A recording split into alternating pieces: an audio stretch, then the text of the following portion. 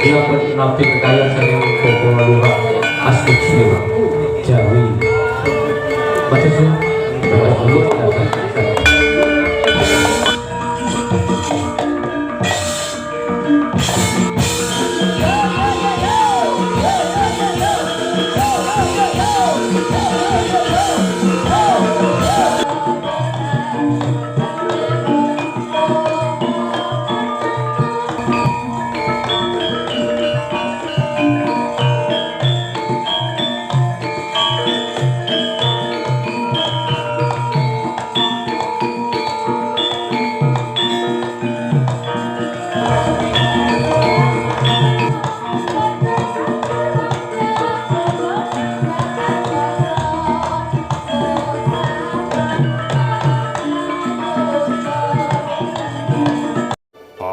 ARY Channel Gunung Kawi.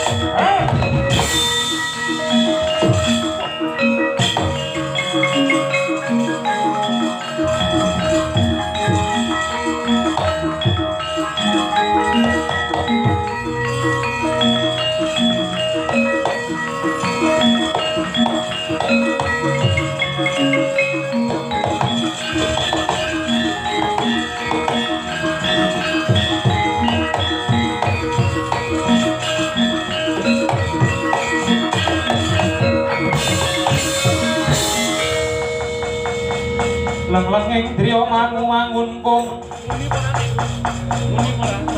kung kanduan rimang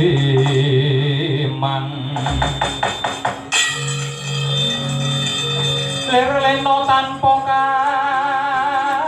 kaning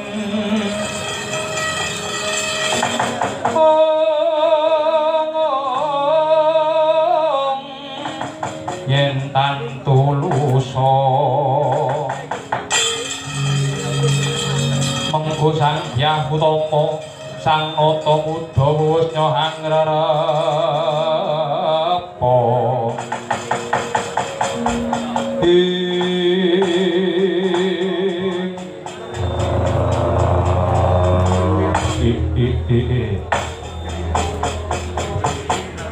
Wang Kala Ludra Paspati Karaja Dewaku reca manik sejatine ngalam kang tinuding-ding jagat Sang Hyang Kala sesembahanku Kanjeng Ibu Durga Kanjeng Ibuku Togo Tejo Mantri karo kuwi bilung wonten ing balang dawuh sinuwun amiji dumateng kula ingkang abdipun Togo dalem bose karo kowe Kresnengkara wonten ing balang dawuh sinuwun wingi amiji dumateng kula ngabdipun kepatihan ya kono lungguh prayoga luwih dhisik inggih dados dika kula non ngestokaken dawuh lho Togo nun ing ngriklengan dina iki aku arep takon karo kowe bab-bab kuwi dadi kang kudu tak aturake karo kowe nek kowe kejaba kowe minangka dadi batur kowe uga minangka dadi wong manca kakine negara Dwarawati kene kok nggih lajeng upaminipun paduka badhe nyuwun pirsa bab perkawis apa ngene kok aku Prabu Kresna Pujangga nggonku jumeneng Nalendra mapan ana negara Dwarawati ki rak ya wis suwe empun dangu sanget la ya kuwi kok wis sawetara suwe nggonku jumeneng Nalendra ana ing negara Dwarawati jejuluku Prabu Kresna Pujangga kawulaku akeh kraton gedhong magro negaraku gedhe jajahanku ya pirang-pirang kok nanging sabab-apa ya kok durung marem jroning ati nyuwun sewu sing jenenge nafsu niku utawi karep niku lek dituruti niku kaya mboten wonten telek mboten wonten telase lan mboten wonten kukute mila sing saged meper niku nggih mung hargane hawa lan nafsu sing meper nggih mung jati diri sampeyan duwe loro pengen telu, duwe telu pengen papat lan sak piturute niku sing diarani nafsune menungso. Kamangka sing jenenge nafsu niku ora iso mati yen ora bareng karo menungsane. Pramila saking menika suwun ingkang saged ngedeg hargane nafsu muhung paduka suwun Prabu Yambak. Lah ya punika. Malah iki dina endah kaya apa ya kok upamane aku Prabu Kresna Pujangga bisa dadi ratune dewa ing kayangan Suralaya ora aku bisa nelukake dewa ing kayangan Suralaya mindah kaya ngapa kondange lho niku jenenge salah alamat kok Mas golek loro sing kaya ngapa ya Kang Daya kuwi damar mancung cinupet ngoten nggih nuwun sampun ngantos kedlarang-kedlarung anggen paduka cabe sedya kepengin jumeneng Nalendra meneng kayangan merga sing jenenge kayangan iku dudu papan sembarang papan nanging niku papaning dewa kuwi tegese menungsa sing ketrima budi lan hawa ngoten niku nek saka panemumu piye kok katen nek saking petung kula lan penemu kula ampun nggih suwun mandeg darbe sampeyan nggih kepengin jumeneng dadi ratu wonten ing kayangan Suralaya.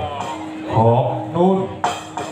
Kamangka adeni atiku ing riklengan dina iki gembleng tekadku. Aku kepengin jumeneng Nalendra ana ing kayangan Suralaya. Mendah kaya ngapa yen aku bisa ngratoni Triloka iki. Triloka Janaluka lan Surangga para Suradewi. Mendah kondange kaya ngapa. Kok mulai iki dina pangestu musik tak jaluk aku kepengin jongkek kalunggane Wang Pramesti Bathara Guru nek perlu kayangan atak nggo bal-balan yen to dewa maringake kursi keprabuan kayangan Suralaya aja takon dosa dina iki aku arep lumawat menyang kayangan Suralaya njaluk palengganding Jawata dina yuga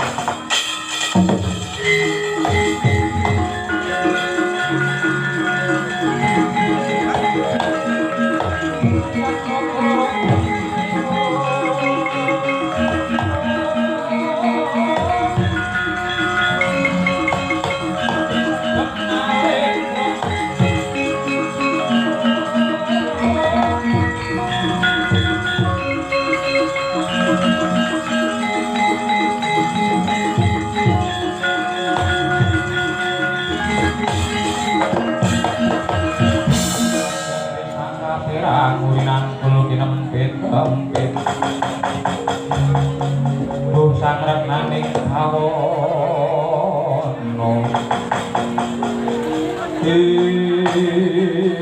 oh sinuwun mbok ampun ngaten paduka kula aturi ngendhek hargane hawa nafsu ora bisa kok mula dina iki aku njaluk pangestu ya kok iki dina aku arep munggah menyang Kahyangan Suralaya aku arep nyuwun palengganing Jawata nggih pun monggo kersane mawon janjane kula niku ngeman kalih paduka ngeman kok ora kudu mambengi kok apa kuwi ngrikih karo kasektenku aku wong sugih bondo bandu kasekten apa wae aku duwe nggih nyuwun sewu kula niku mboten maiben paduka sinuwun Prabu Kresna Pujangga niku nalendra sing sekti mandraguna nggih tinatah mendat jinara menter mboten tendas tapak palu sisaning grenta ning nyuwun sewu senaosa paduka menika darbe kasekten napa-napa kasekten niku mboten gayani napa-napa nek adile kodrati pestine pun nekani kados gaya niku mboten malah mboten gayani napa-napa mboten sinuwun iya bener tumrape kowe ora bener tumrape aku nggih pun monggo mawon bakunipun kula pun ngengetaken kalih sampeyan nggih mengke diarani kula wong tuwa ora gelem paring kepiling iya kok kowe ngerti apa ora dalan kang hanjok menyang Kahyangan Suralaya ngertos lantaran liwat ndi lantaran Catha Andorante Gunung Jambur Dipa niku ya wis yen pancen kaya pun aku ngaturake gunging mruwun karo kowe ya kok pangestu mesti tak jeluk nggih duga-duga hati-hati nggih suwun Kresnengkara wonten Trimbalan maju lungguh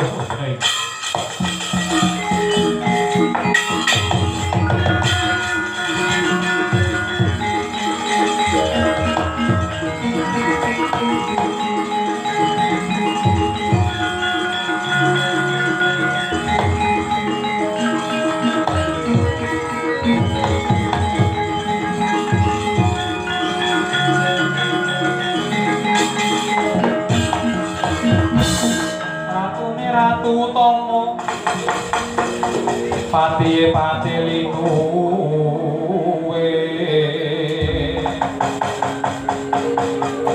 Pranayaka Tyas Raharja Panakare becik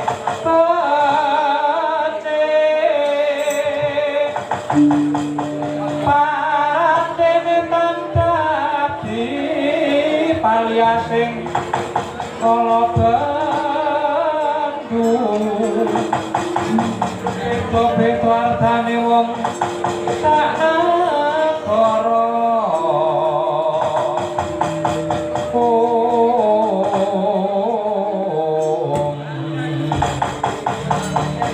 paliasing kala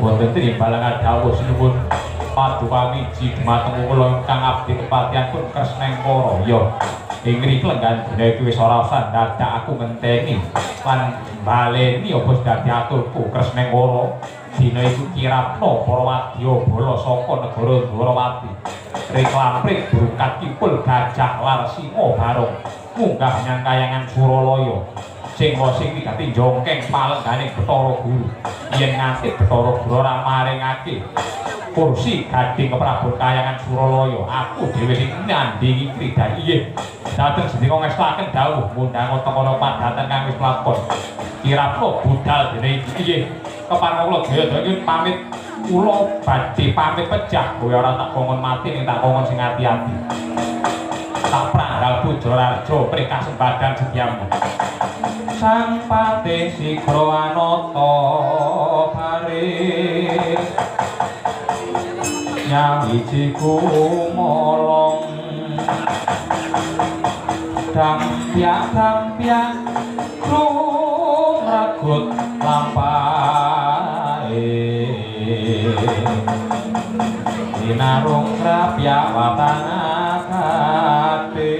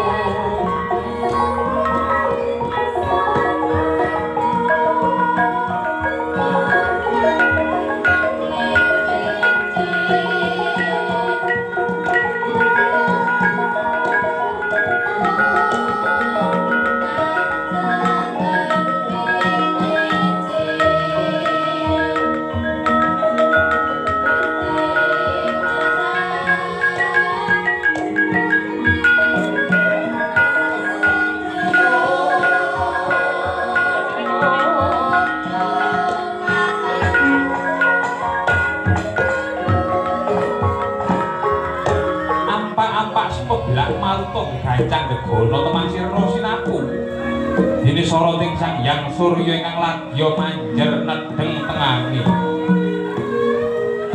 bawa benter kawuran mendung weh perbawa goreh madangi kraton negari Mandura ya Maduretna ya negara Madura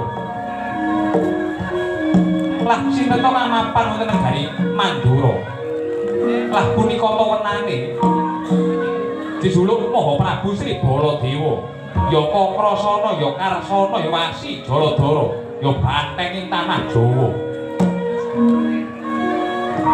nampi Pratanira satriya panenggak Pandhawa Raden Bratasena ya ayune ya sang Ganda Wastratmaja dhateng kantun satriya ing lisan para Raden Setyaki ya Bandol Pantrajaya sumambungi wungkul Pratanira Udawa dereng sawetawis dangu kedadak gumedher kamapan wonten Pasiban Jawi Pratanira ingkang rayi satriya ing Banjar Patuman Raden Narayana ya Nayarana mangkono sigra-sigra acaryane Pratanira ingkang rayi mangkono pangudas Paranindra ingkang dereng kawijining lisan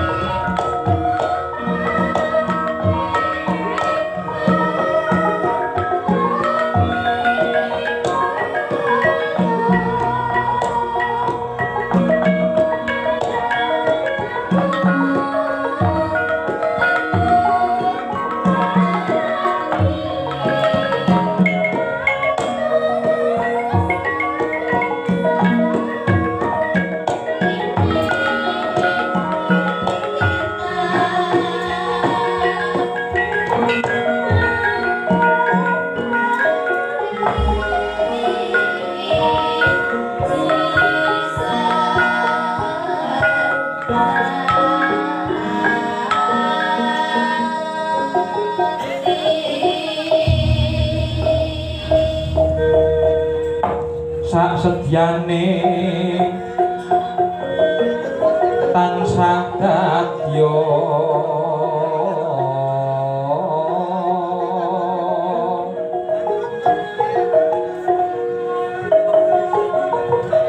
sak cipta-cipta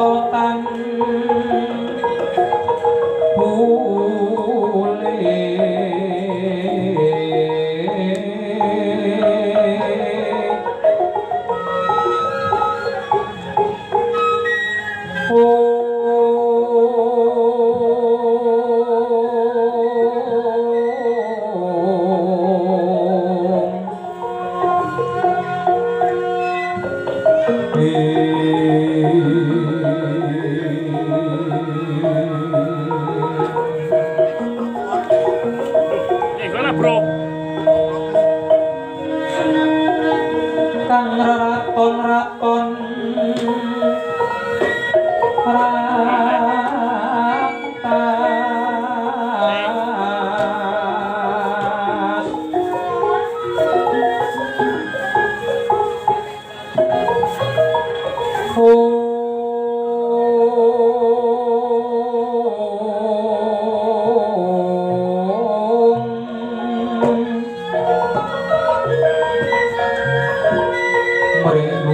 Soro pinanggih bebenggubung nekani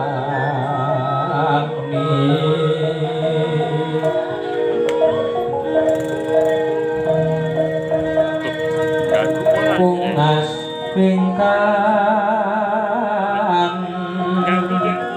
nistanipun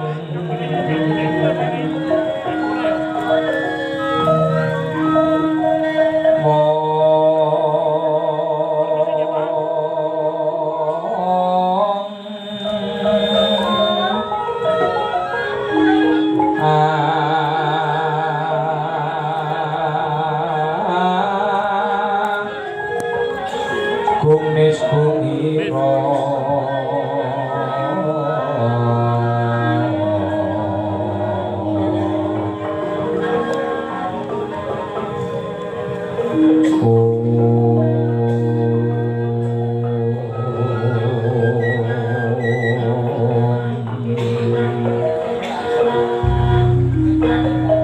Sudiring mirang sirih lalis ingkang cilik antoleh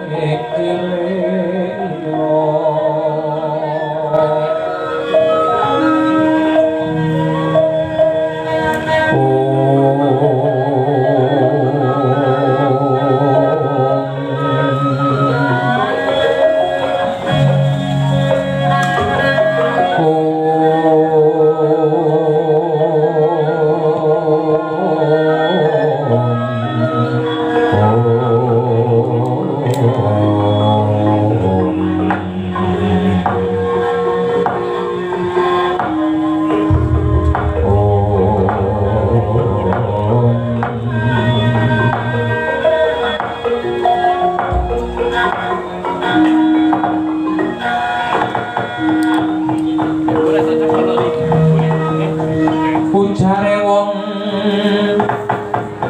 lelamisan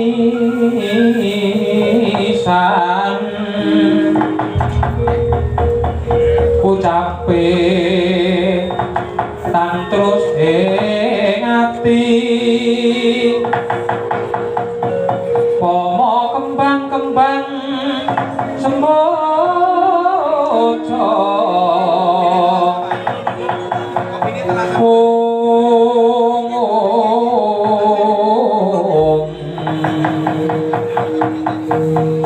Jobo putih jeruk kuning lati lawan pakarti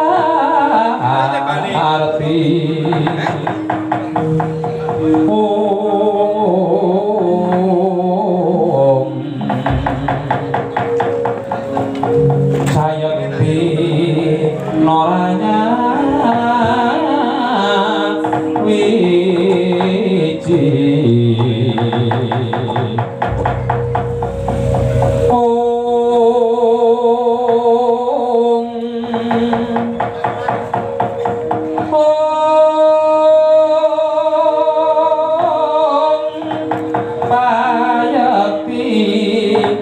Nora cundo akeh kang padha ngayawara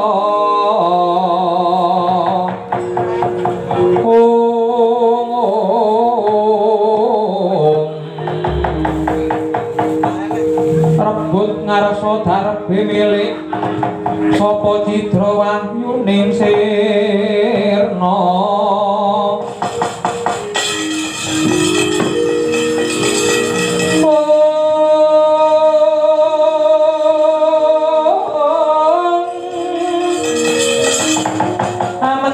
jaman edan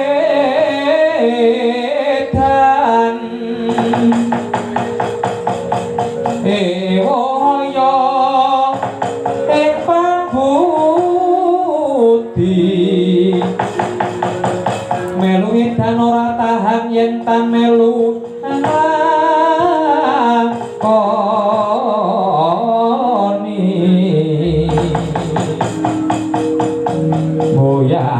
kaduman milik kaliren wekasanipun dilalah kersoalah bejo bejane kang lali luwe bejo wong eling lawan waspada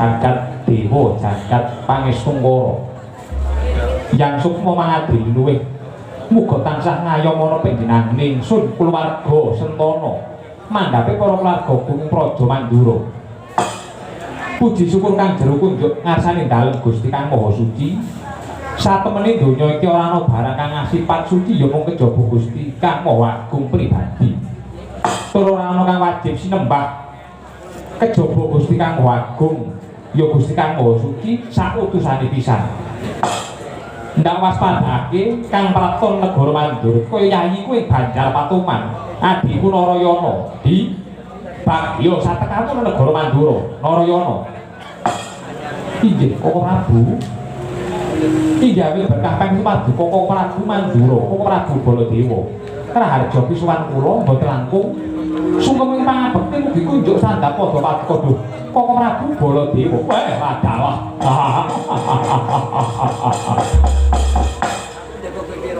Narayana iya bektimu wis sak tampa pakaryan kang kaya ngono persasat bisa memanjang marang yuswanipun Kakang ngono Negara Mandura bektimu wis sak tampa yen ana luput ora dadi kaya pengapa tumuli pangabektipun Kakang Genti Tampanana Narayana inggih Koko Prabu gurawane pamundhi kula kecadhong tangan kula kekalih ugi dadosa jipaduh Koko Prabu Baladewa Narayana iya Bratasena apa ya kanthi lurus harja becik satekamu Negara Mandura wah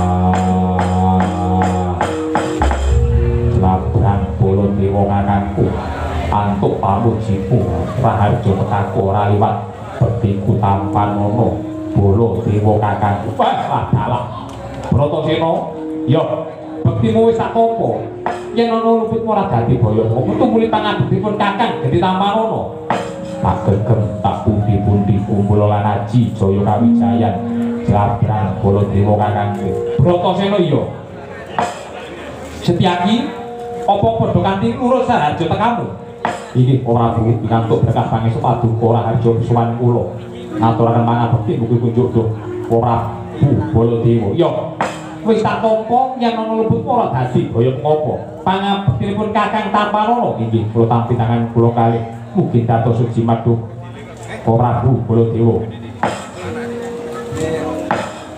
Kakang Udawa apa ya padha kanthi kalaharjan pratamu ana ing negara Mandura kene inggih Kanjeng Sinuwun Gusti kula kang binetara pikantuk berkah pangestu paduka niskala dhateng manggihaken satunggal menapa mboten langkung sugeng pangabekti mugi katur sandhap padha paduka Gusti kula kang binetara kawula nok Kakang Udawa mboten timbalan aja ndadake gelo kang sataca jroning atimu aku durung bisa nampa sembahmu lho sababipun menapa perkara luhuring budi dhuwuring derajat nyuwun sewu panjenenganipun pancen ratu amiki Nalendra Mandura Kakang Udawa mung trima dadi Demang Udawa nanging bab perkara umur bab perkara trah tuwa Kakang Udawa tinimbang Baladewa mula ora wis jamak lumrahe lan ora ana critane wong tuwa ngaturke bekti marang sing nom kudune pun panjenengan ingsun sing nom ngaturke pangabekti karo sing tuwa. Mula aja ndatakake gelo kang serta tuwa jeneng atimu. Aku ora bisa napa sembahmu. Sing kudu ngaturke bekti ora ana liya Prabu Baladewa mula kang saka Kakang Udawa. Bektiku tanpa ngono. Kowe lah. Wis jebul sing ketok umum aku. Kamangka kula ning omah niku ora kajen. Kali bojo kula niku kula dindas-ndaske. Dinten niku kula ketok wong, inggih. Gusti kula ingkang beto binetara sampun kula tampi tangan kula kekalih dawak sami-sami. Lungguh Kang Prayoga Kakang Udawa, non sampun wonten kirang prayogi. Bali meneh lawan kuwi adhiku Sinarayana. Pancen pirang-pirang dina iki sing tak anti-anti ya mung kowe. Sing tak gegadak kapan kuwi teko ana ngarsane kakangmu ing Mandura ngrikel gandene nyatane bisa kasempatan sapet jagong kanthi merdika merdikane penggalih bombong bungah rasane ati Kakang Narayana.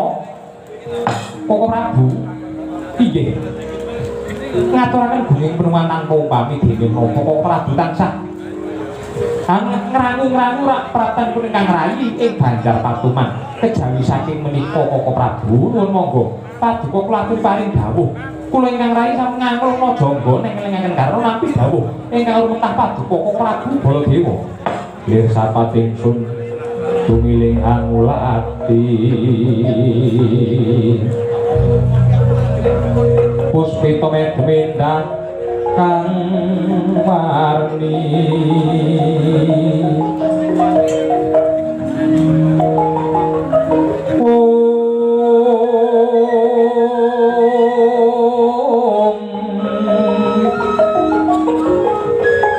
indai warni mitring taman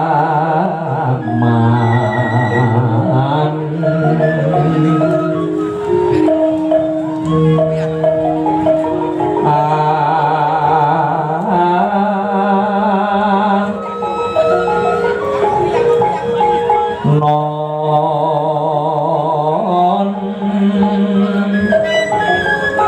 sekar warsiki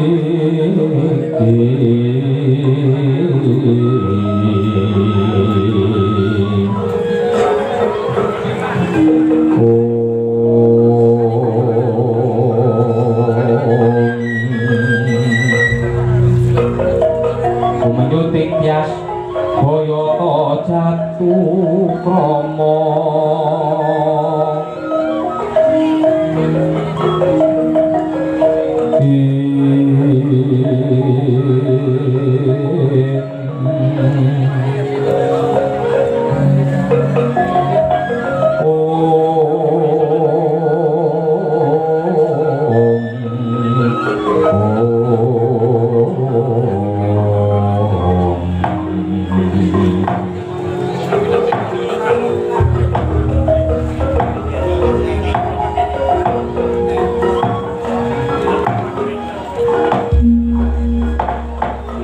Narayana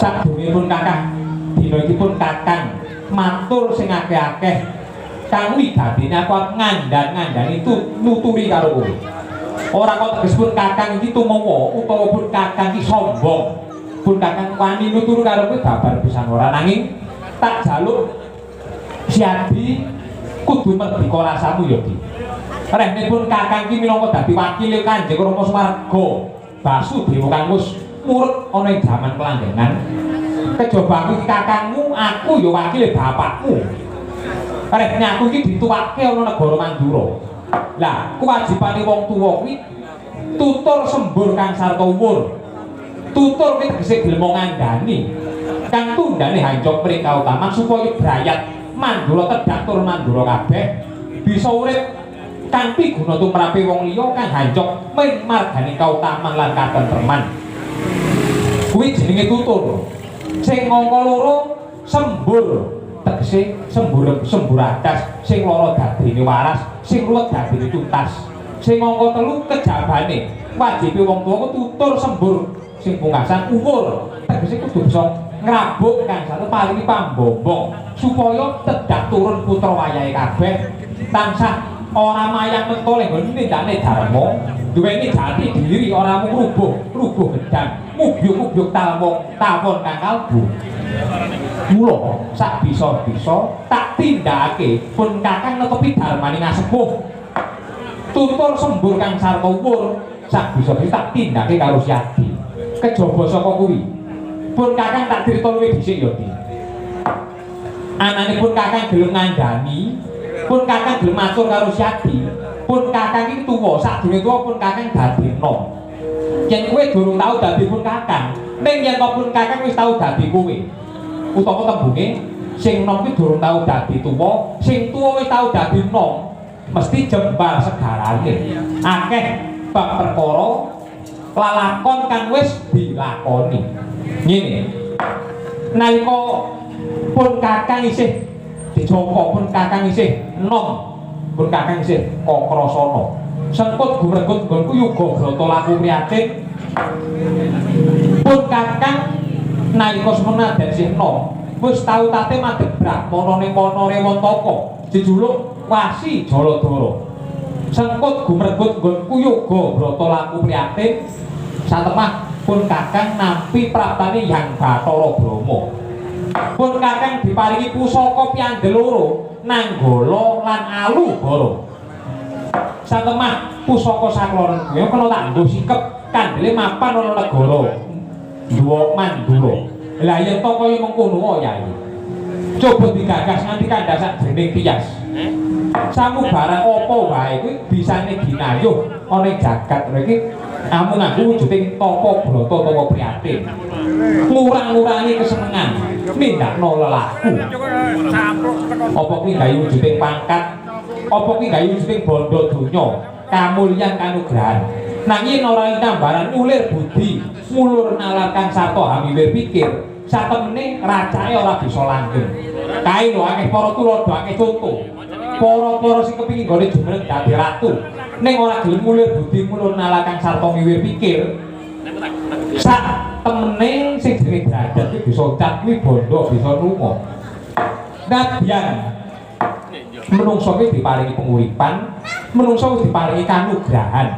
Sak bisa-bisa menungso iku kudu tetep budidaya manut sak gaduhe manah, sak kadare lampah.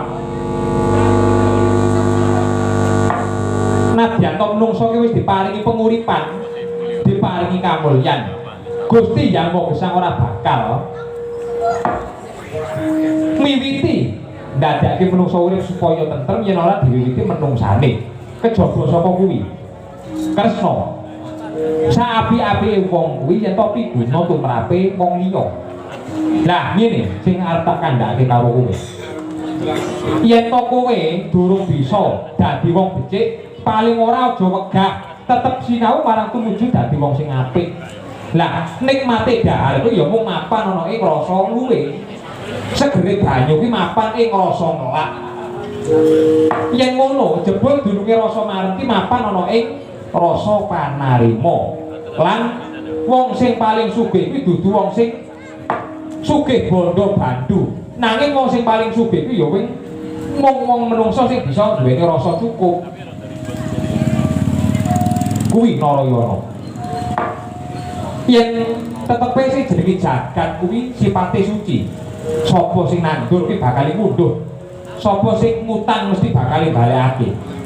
Sapa wong sing lelaku mesti bakal nemu. Sing gelem tuku mesti bakal gelem nuku, bakal dituku karo kahanan. Yen ora kuat luwe ya kudu kuat melek. Yen ora kuat melek ya kudu kuat lelaku. Mula kaya tembung turu yen arep nafsu, nafsu yen arep perang, perang yen arep mangan, mangan yen arep mlaku, mlaku yen arep turu. Syukur lan urane gedhe dudu perkara gedhe lan cilike, nanging apa sing wis sira darbeni yang lan sira duweni iki wajib kudu disyukuri. Lah saiki ngene Narayana. Kawula sambung lapete malah pun kakang ngene bakal paring dawuh kalawan Siadi. Kawula katemben wae negara Mandura ki karawan Jawata saka kayangan Suralaya, Bathara Narada. Dadi utusane Hyang Jagat Girinata ngendikake kalamun to iki dina kayangan Suralaya geger ana parang muka utawa ana mungsuh. Ya kuwi Nalendra Dwarawati dijuluk Prabu Kresna Pujangga. Sak para wadya balane. Munggah menyang kayangan Suralaya kepingin neluake para dewa. Kuwi jenenge ratu sing wis mingerke blate. Ning pancen sing jenenge Ratu Buta. Kresna Pujangga kae Ratu Buta sing kasektene gegirisi tanpa tanding. Oh, mekaten kok Prabu. Iya. Lah, dina iki pun Kakang keparingan dawuh kalawan jagat Drinata. Kalamun pun Kakang kadhawuhan jumeneng dadi senopati, nenggalani Prabu Kresna Pujangga manut pangandikane Hyang Pikul Bathara Narada sing bisa ngrampungi perkara lan lelakon iki ya mung tegak turun Mandura. Oh inggih kok Prabu. Mula kang saka iku Narayana. Siadi disi ana laku. Munggah menyang kayangan Suralaya. Sirnakna Prabu Kresna Pujangga sak patihe pisan. Mengki rumiyin kok Prabu. Mengki rumiyin. Ingkang nampi dawuh menika sinten? Ingkang kajibah menika dados senopatine kayangan Suralaya menika lho. Senapa dawuhe lha ya pun Kakang. Lha nggih. Dados nggih paduka ingkang kedah jumeneng senopati to kok Prabu. Nek ingkang napa kok kedah kula. Mengko dhisik lho pancen kaya mengkono. Lah nggih to kok Prabu. Kula aturi monggo jengkal. Kula nderek mangahi bagya. Menawi paduka ingkang pinitaya menawa dados jagoning dewa, manurah satumur kok Prabu Kresna Pujangga sak prawadyabala. Paduka jumeneng senopati ning dewa, brasta angkaraning palagan. Ha nggih monggo kok Prabu. Narayana pun timbalan. Mengko dhisik kok. Kowe kuwi ora adiku to. Kowe kuwi tegak turun Mandura. Kowe kuwi adine Baladewa, tegak turun Mandura. Inggih kok Prabu. Nanging sabab apa? Yen to pancen kowe kuwi ngakoni trah Mandura, kowe tak perintah kok semune badal dawuh. Semune kowe ndok marang Jiji Banduh iki. Ayo Wangsulana coba. Kowe kuwi kasatriyan napa dudu? Kowe kuwi kasatriyan, jiwa kasatriyanmu kok dhewe endi? Kamangka kowe kuwi sedulurku, kowe kuwi kakangku. Mengko rumiyin kok Prabu. Nyuwun sewu. Bab perkawis sedulur menika nggih sedulur, bab perkawis dharma menika kedah dipun petang piyambak. Sampun ngantos grusa-grusu, sampun ngantos ngamu-gawan ngawur kok Prabu. Bab perkawis trah menika nggih trah. Nanging paduka kedah saged milah kang sarta milih. Paduka menika lak ingkang nampi dawuh to. Paduka ingkang nampi dawuh saking Dewa Suralaya. Nggih monggo paduka kula aturi nenggalani Prabu Kresna Pujangga sak patihe pisan. Nggih monggo to. Paduka kalau tindak. Narayana, pun timbalan. Yen ngono kowe iki wong sing jirik getih wedi mati. Tegese kuwi ndaga dawuhing ratu. Nanging kowe kudu eling. Kejaba aku iki ratu Gustimu, aku ya kakangmu. Kejaba aku kakangmu, aku ya ratu Gustimu. Menang maring pidana karo sapa wae. Aku ngatur wong sak negara kena. Aku ngandani wong sak negara Mandura kawulaku kabeh nyendikani dawuh. Lah kok atase mung sak dapurmu. Atase mung sak Narayana. Kowe kok nyulayani rembugku. Madani moyoke karo karepku. Inggih kok Prabu monggo. Menawi kula kadhale lepat monggo kemawon kok Prabu. Wis dina iki ora usah dadak nderek karo aku. Kowe ora usah dadak nderek melu karo aku. Aku tak kandhang dhewe. Munggah menyang kayangan Suralaya, jumeneng dadi senopatine dewa. Lah, ora ngaten kok Prabu menika sae. Menika sae. Maju ketok dadane, nek mundur ketok digiwe. Nek sekti ya sekti tenan, nek ajur ya ajur sisan. Ngaten lho kok Prabu. Yo, wis. Dina iki kowe minggato saka papan kene. Ora usah caket karo aku. Kowe tak kandhani ora wurung ya mung mancai dari karepe atiku.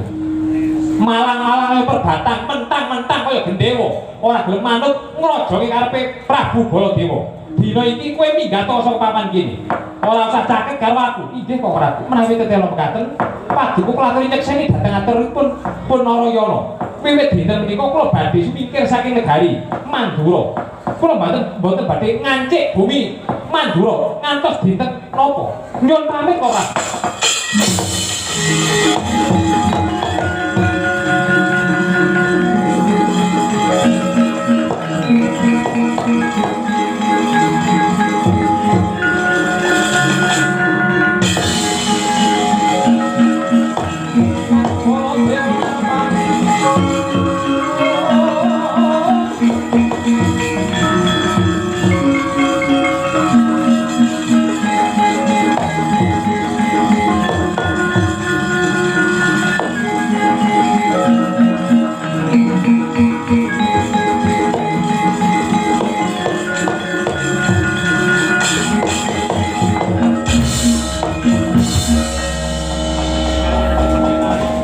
Anon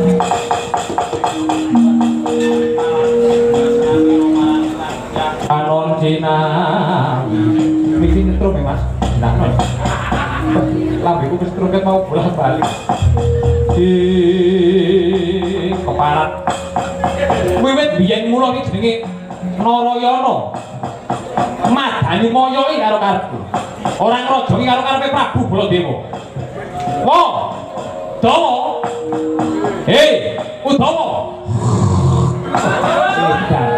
ramene kaya ngene kok turu iki wo bajingan hei ora tahu itu padake bos sing betah wae aduh nyuwun ngapunten ngantuk iki dinten kula ora dimbandang maju kene oh nggih jan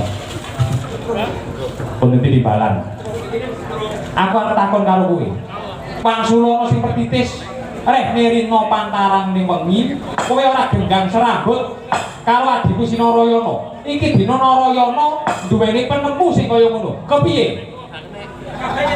wah jan maju tatu mundur ajur ewet lan pekemuh angin kula badhe matur aja duweni rasa sangga rugi diadeke enggak matura nggih ingkang lepat menika paduka hei kok iso nyalahke karo aku nggih kedahipun paduka menika manjataken rasa syukur dhateng urus ngarsaning Bathara sababe apa paduka darbi adi setunggal ning nggadah jati diri duweni penemu sing becik ora mung rubuh-rubuh gedang menika kedahipun paduka niku bombong dhateng penggalipun panemipun Sinarayana lan malihipun malih paduka menika kedahipun manjataken rasa syukur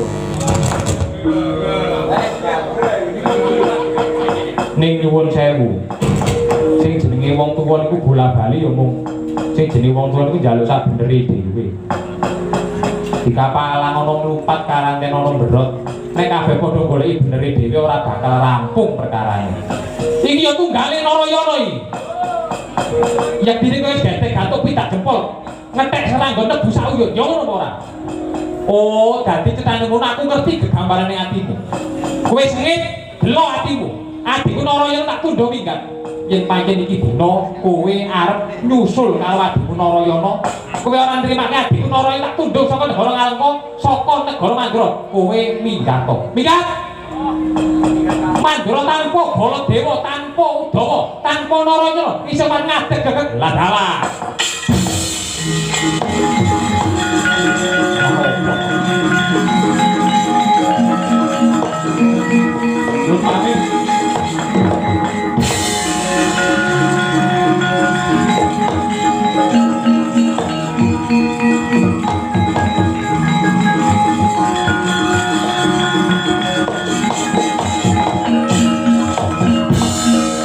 wis karepe do minggat kabeh kono yen ora ngrojomi karo karepku ora nuruti karo karepane atiku Setyaki wonten iki kalangan dawuh kok Prabu maju kene oke wajar minggat kok wus durung apa-apa wis kon minggat nggih nyun sewu panemu piye ana lakon kaya ngene nggih sae piye to iki nggih pun ngoten iku lah pokoke ngoten niku piye kowe iki duweni penemu ora duweni penemu mungkin gak ada perlu ora cocok kon minggat ayo imuh lan pekimuh to nek kula badhe ngrangkani menika ana lakon kaya mengene janjanipun paduka menika kadang sepuh menika langkung para dhateng lelampahan ingkang sampun kawuri karpu ingkang rayi menika janjanipun wonten mbok menawi wonten genggolaning manah penggalih ingkang dereng kaweca dening kahanan pengantas sinandi dening kersaning Bathara nanging pun kakek ora ndungkap apa dari karepe Narayana janjanipun kula sampun ngedhep-kedhep kali sampean kula sampun paring dawuh ingkang sareh ngaten lah kok ora mari tandha karo aku janjanipun kula kedhep-kedhep kali sampean lah kedhep piye nggih kacamata ireng apa ya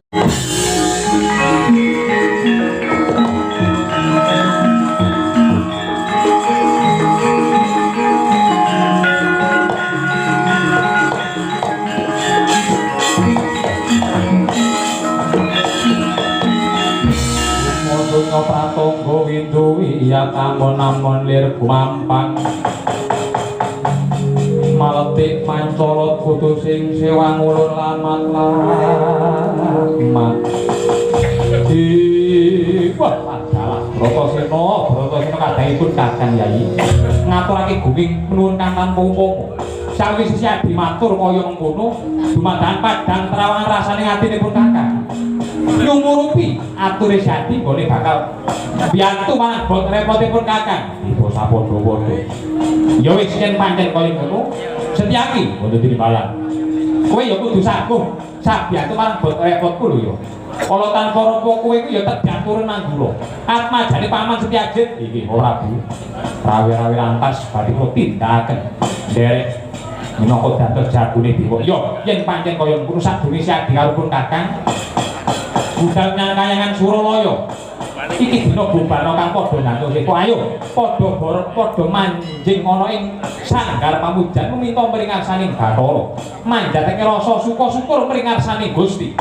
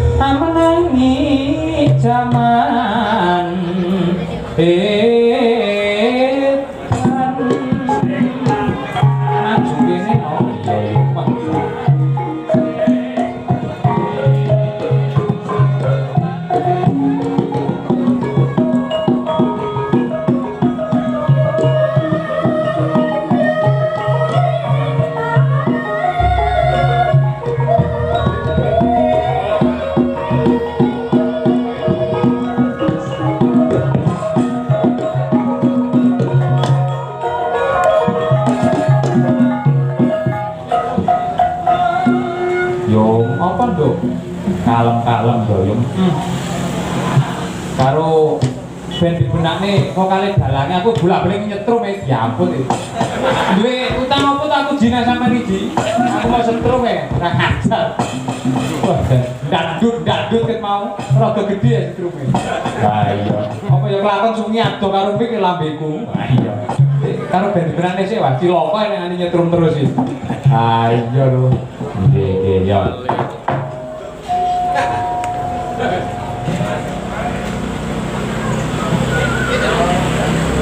Serat kalau tido ya karo kalangan bisa goleki serat amnangi jamane tani wayang pambudi melu ngedan ora tahan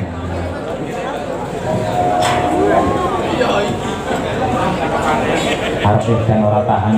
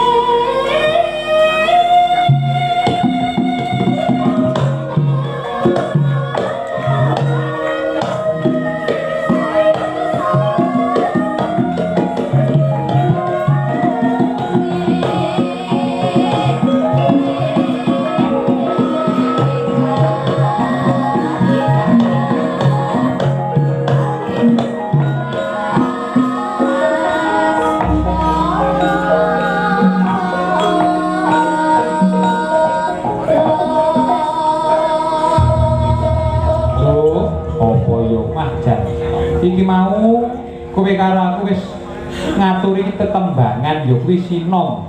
Iya, ning padha-padha sinom beda karo cakepan ya ya. Panjen iki mau tak pundhutke saka Serat Kalatidha pupuh kaping 7. Oh iya. Retane pupuh Jawa jaman kuno biyen. Raden Ngabehi Ranggawarsita, pujangga kraton. Lah banjur Serat Kalatidha kuwi cacahe ana pira? Yen ora kelewu ana 11. Ning iki tak pundhutke ya kuwi sing pupuh kaping 7 ya kuwi amenangi jaman edan wohaya ing pambudi. Oh iya iki jangkane jagat ya yung jangkane kodrat jaman kala tido iya kala kuwi tegese wanci tido kuwi tegese gocal gajek. Oh ngono iya lah banjur kira-kira taun iki wis dumadi apa durung ya yung ayo pikiran dhewe coba digagas. Wah iya bagune yung iki dina aku ngaturake gunging penuwun kang tanpa umpama depa iki mau panjenengan minangka pambukane ngatur wis maringi tetembangan karo aku wujude piwulang pitutur luhur ya kuwi Serat Kala Tidha. Tembange tembang sinom. Iya ya wajan. Yung piye iki mapan ana ngendi? Nah, sadurunge kowe karo aku matur kandha sing akeh-akeh ayo tak derekake manjatake rasa syukur kunjuk ngarsane Gusti Kang Maha Suci Tuhan Yang Maha Esa Hyang Diwasa. Ngono.